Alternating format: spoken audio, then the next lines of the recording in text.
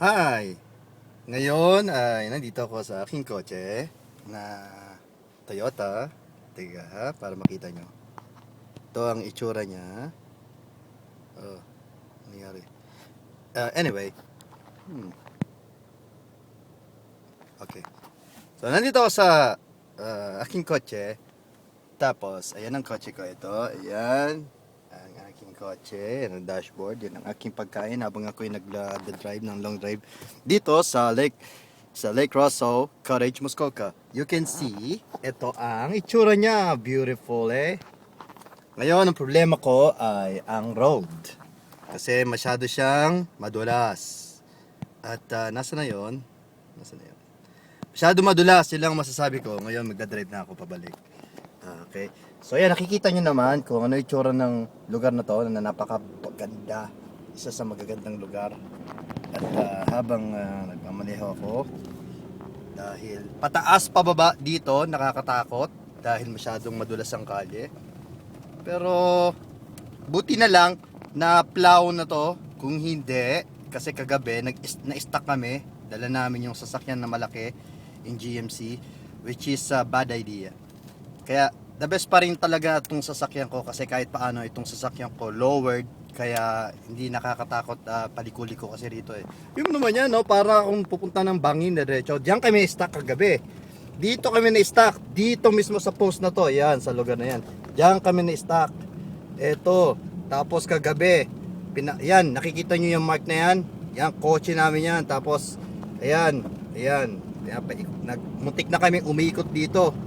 Kung nakikita nyo yan. So ngayon, kahit ngayon nakikita ko ito, puro ice skating rink na nga itong tutuusin Ang masama pa nito, naka all season tire lang ako. Hindi ako naka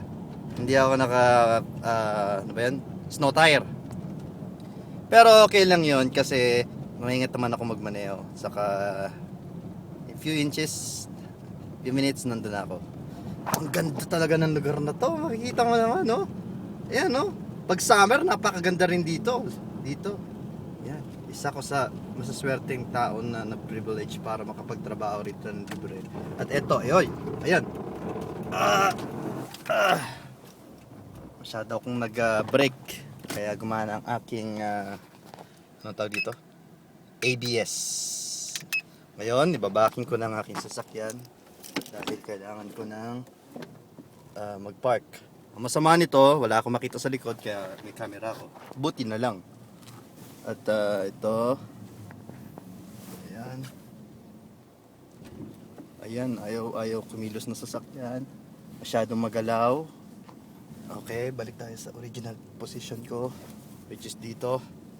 At ayun, okay na. So ngayon, kasi kailangan ko lumabas dahil bibili ko ng dyaryo. Bili mo rito. Saka Cheetos, dahil hindi kami makapanood ng movie nang walang Cheetos. Alam mo naman yan, alam mo naman ang trabaho namin dito. Samahan lang si boss. Yun ang trabaho namin dito. At ngayon, i-off ko na. Sasakyan. At itong basura. Ang masama nito, init.